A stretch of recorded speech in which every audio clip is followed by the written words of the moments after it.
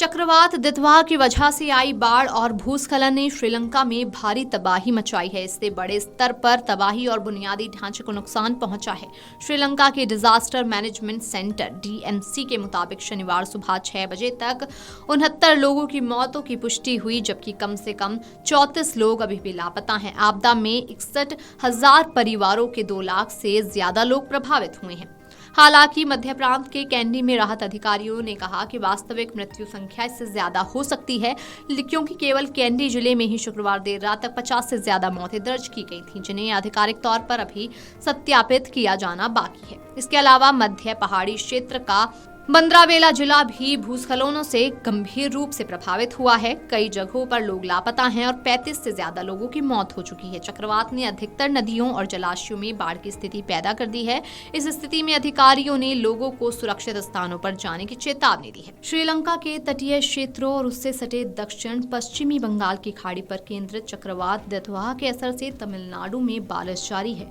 इसकी वजह से कई इलाकों में जलभराव हो गया है। चक्रवात के उत्तर पश्चिम की ओर बढ़ने और 30 तारीख की सुबह तक उत्तरी तमिलनाडु तट के पास पहुंचने की संभावना है, जिससे भारी बारिश और तेज हवाएं चलेंगी।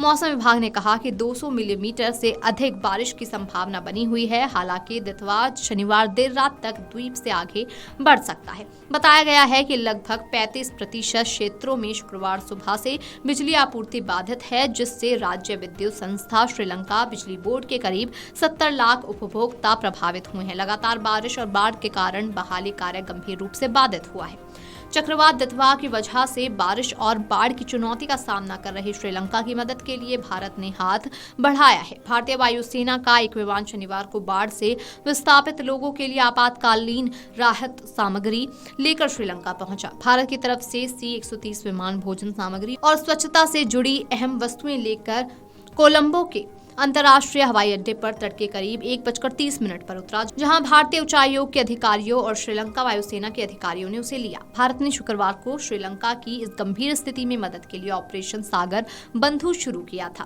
पहली खेप में राहत सामग्री INS विक्रांत और INS उदयगिरी के जरिए भेजी गई, जिसके बाद में श्रीलंका को सौंप दिया गया।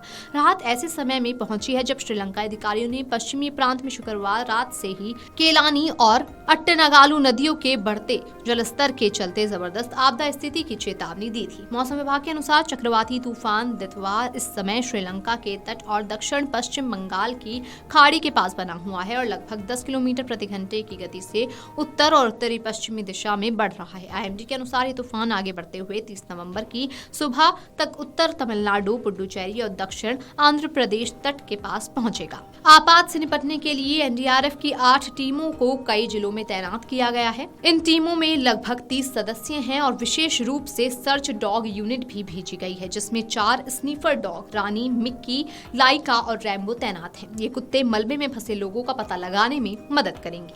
Video desk amarujala.com।